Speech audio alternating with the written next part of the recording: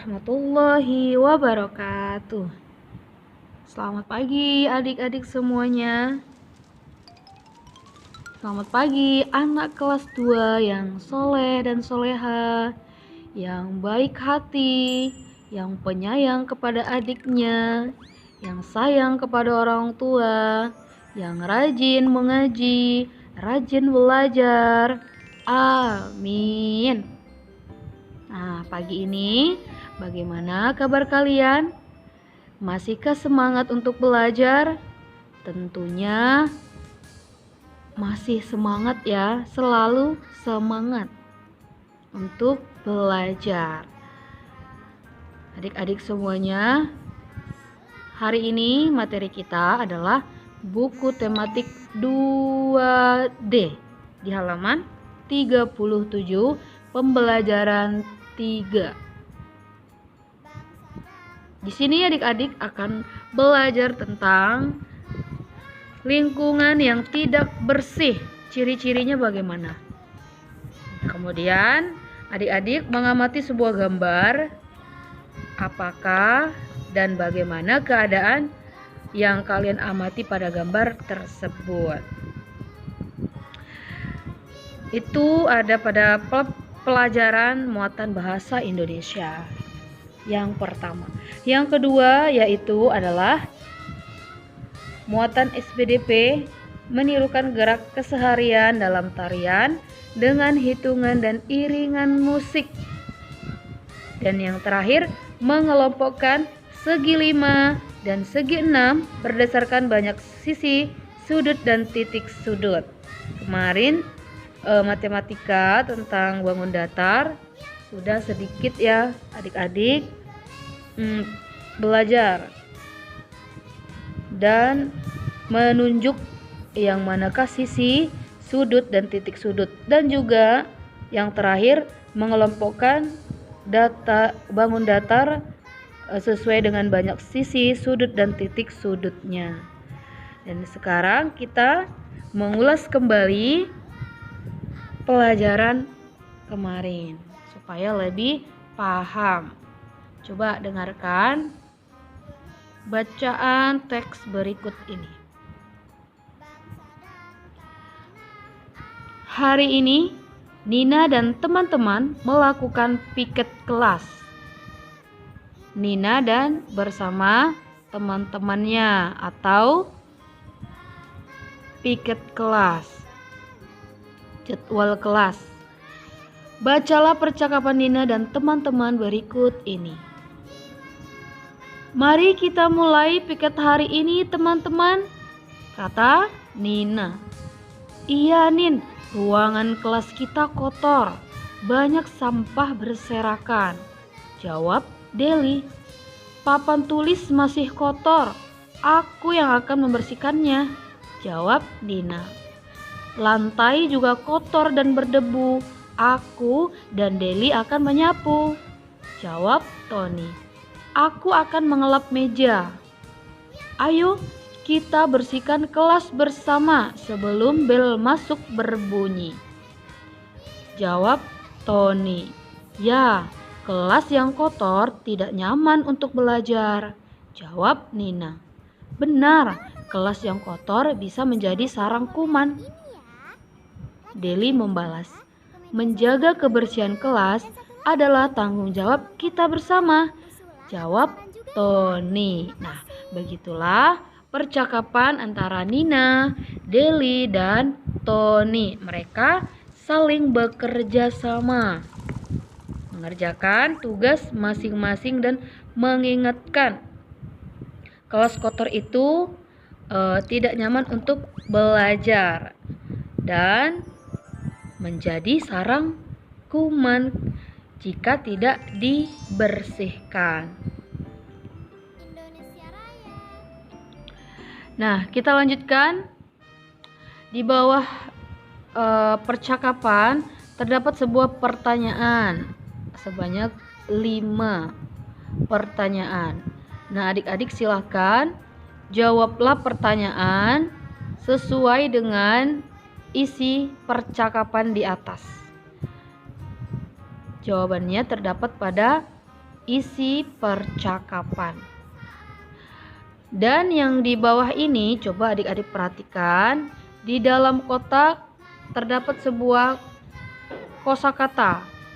Nah, kosakata ini memiliki arti yang sama yang terdapat pada percakapan antara Nina dan teman-temannya.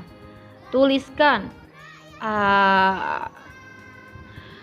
kosakata yang sama atau arti yang sama dengan kosakata yang terdapat pada kotak tersebut. Misalkan tidak bersih, persamaan katanya apa? Ketika adik-adik sudah membaca percakapan antara Nina, maka adik-adik akan menemukan kosakata yang sama artinya. Contohnya, tidak bersih itu sama dengan kotor. Nomor 2, makhluk hidup penyebab penyakit. Itu apa namanya atau persamaannya apa? Di dalam percakapan itu adalah kuman. Makhluk hidup penyebab penyakit adalah kuman. Dan kosakata yang nomor 3 dan yang terakhir, tuliskan arti yang sama dengan kosakata yang ada di dalam kotak ini pada percakapan. Dilanjutkan ya. Jadi adik-adik, ciri-ciri kelas yang tidak sehat atau tidak bersih, adik-adik bisa mengamati pada gambar di halaman 38. Tentunya setelah adik-adik mengamati dengan cermat, pastinya adik-adik sudah bisa membuat laporan tentang gambar yang kalian amati. Contohnya seperti kelas yang kotor tidak nyaman untuk belajar. Kelas kotor juga tidak baik buat kesehatan. Karena kenapa? Sampah, debu bisa menjadi sarang kuman. Sampah yang berserakan, seperti contoh yang ada di gambar, sampahnya bertebaran di mana-mana. Papan tulis tidak dibersihkan dan tidak rapi. Sampahnya tidak dibuang. Mejanya tidak dirapikan. Maka tidak ada rasa kenyamanan dan semangat untuk belajar tentunya. Maka adik-adik bisa mengetahui ciri-ciri kelas dan membandingkan ciri-ciri kelas yang bersih dan sehat dengan yang tidak bersih. Lalu coba perhatikan teks berikut ini. Coba ceritakan isi teks di atas. Lalu amati gambar kelas Nina sebelum dibersihkan ini. Sebelum dibersihkan yang ada di gambar bawah. Yang sudah dibersihkan ada di gambar atas. Nih. Terlihat tentunya bersih, tidak ada sampah. Sampahnya dibuang, papan tulisnya segera dihapus. Kemudian mejanya sudah rapi. Itunya berbeda dengan gambar yang di bawah. Tuliskan hasil pengamatanmu dalam bentuk laporan sederhana. Lalu, bacakan laporanmu dengan lafal dan intonasi yang tepat. Bagaimana sih membuat laporannya, Bu? Nih, coba perhatikan contoh laporan ketika mengamati gambar. Ini di sebelah kiri ini adalah gambar yang akan diamati. Kemudian laporannya terdapat di sebelah kanan. Judul laporannya jangan lupa. Apa yang sedang kalian amati. Kemudian tentukan temanya. Atau hal apa yang sedang adik-adik perhatikan. Tentang apa keadaannya. Misalkan di sini contohnya kerja bakti di sekolah. Laporannya apa saja? Sesuai dengan yang diamati. Para siswa melakukan kegiatan kerja bakti. Ada siswa yang bertugas menyapu halaman, ada juga siswa yang bertugas mengangkut sampah ke tempat sampah. Sebagian siswa menyiram tanaman bunga. Semua siswa bekerja bakti dengan rukun. Laporannya singkat dan padat. Tidak usah panjang-panjang, ya. Adik-adik semua, di muatan SBDP ini di halaman 39 terdapat sebuah gerakan dalam tari. Dengarkan teks bacaan di atas. Nina menghapus papan tulis yang kotor. Gerakan Nina menyerupai gerak mengelap kaca. Peragakan gerakan mengelap kaca dalam tari. Ada gambar yang pertama dan kedua berbeda. Yang pertama di sebelah kanan. Tangannya pertama di sebelah kanan. 1. Kemudian dengan kaki sebelah kanan juga. Tangan kanan sebelah kanan, kemudian diiringi dengan kaki kanan juga sebelah kanan. Kemudian sebelah kiri menyusul setelah sebelah kanan. Sebelah kiri dan diiringi dengan kaki sebelah kiri juga. Lakukan kedua gerakan di atas sebanyak masing-masing 4 kali hitungan. 4 kali hitungan. Misalkan seperti ini, Ibu contohkan ya. Usulan atau saran juga ya. Terima kasih. 1, 2, 3, 4. 4 kali hitungan. Nah, setelah adik-adik memperagakannya, di bawah gambar terdapat sebuah alat musik ritmis. Gunanya apa, Bu? Alat musik ritmis tadi atau yang kalian perhatikan itu untuk mengiringi gerakan kalian.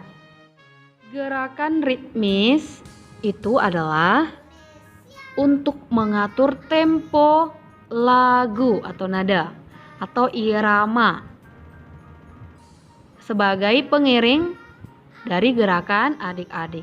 Biasanya alat musik ritmis itu caranya dipukul. Contohnya adalah seperti gambar yang ada di buku. Yang pertama ini hadro. Cara memainkannya dipukul dan mempunyai ketukan juga caranya. Dan menghasilkan irama. Kemudian gambar yang berikutnya ada tamborin. Ketika tamborin dipukul akan mengeluarkan sebuah nada atau sebuah tempo lagu. Kemudian gambar yang selanjutnya ini adalah botol gelas. Botol gelas ketika dipukul dengan sebuah besi kecil maka akan menghasilkan bunyi. Dan gambar yang selanjutnya adalah botol atau botol plastik diisi dengan beras. Ketika dipadukan atau dipukulkan botol yang satu dengan botol yang kedua akan mengeluarkan bunyi. Jadi beberapa contoh alat musik ritmis ini menghasilkan bunyi yang berbeda-beda. Dan tujuannya untuk mengiringi sebuah gerakan atau sebuah lagu yang akan kalian bawakan. Contohnya bisa mengiringi gerakan tarian kalian dengan masing-masing 4 kali hitungan. Kita lanjutkan pelajarannya di halaman 41. Yuk sama-sama buka buku adik-adik halaman 41, yaitu pembelajaran keempat. Dengarkanlah bacaan teks berikut dengan baik. Perhatikan tanda bacanya, intonasinya. Ibu guru mengajarkan kepada siswa untuk selalu menjaga kebersihan lingkungan sekolah. Tidak hanya di rumah, tetapi di sekolah atau di luar sekolah, yaitu sekolah misalkan tempat wisata. Kita wajib untuk menjaga kebersihan di lingkungan itu. Lingkungan sekolah yang kotor tidak baik bagi siswa. Bacalah teks tentang lingkungan sekolah yang kotor berikut. Tidak semua sekolah bersih dan sehat. Ada sekolah yang tidak memperhatikan kebersihan. Halaman sekolah tidak terawat. Tanaman dan rumput tidak tertata rapi. Sampah berserakan di mana-mana. Siswa tidak disiplin dan membuang sampah sembarangan. Banyak lalat dan nyamuk berterbangan. Lalat yang hinggap di makanan dapat menyebabkan penyakit. Nyamuk dapat menyebarkan penyakit demam berdarah. Kita harus menjaga kebersihan lingkungan sekolah. Sekolah yang bersih menghindarkan kita dari penyakit. Nah, adik-adik, itu adalah ciri-ciri dari lingkungan sekolah yang tidak bersih. Pengaruh buruk atau efek dari lingkungan yang tidak sehat, tidak terjaga, tidak dirawat, maka akan menyebabkan penyakit. Apa kata ibu gurunya? Coba perhatikan gambar di samping. Kita harus selalu menjaga kebersihan lingkungan. Ya, untuk semuanya, baik di rumah maupun di sekolah. Coba adik-adik perhatikan kembali, amati gambar yang di bawah. Tentunya setelah adik-adik memperhatikan bagaimana kondisi lingkungan sekolah yang ada di bawah, ternyata sampahnya menumpuk ya. Rumputnya tidak dipotong, tidak rapi, tamannya sudah tidak diurus. Kemudian keadaannya selokannya airnya banjir ya. Airnya banjir karena mungkin selokannya banyak sampah dan tersumbat. Lalatnya pun sangat banyak sekali. Di sini adik-adik menceritakan informasi yang adik-adik dapatkan melalui pengamatan gambar yang ada di samping.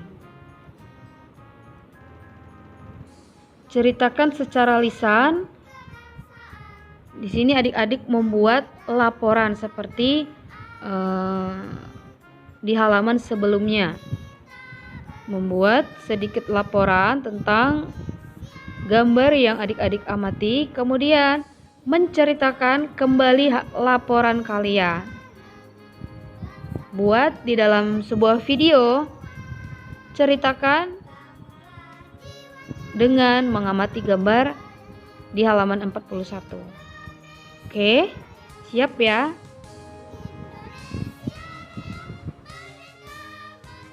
Di halaman 42, adik-adik bisa memperhatikan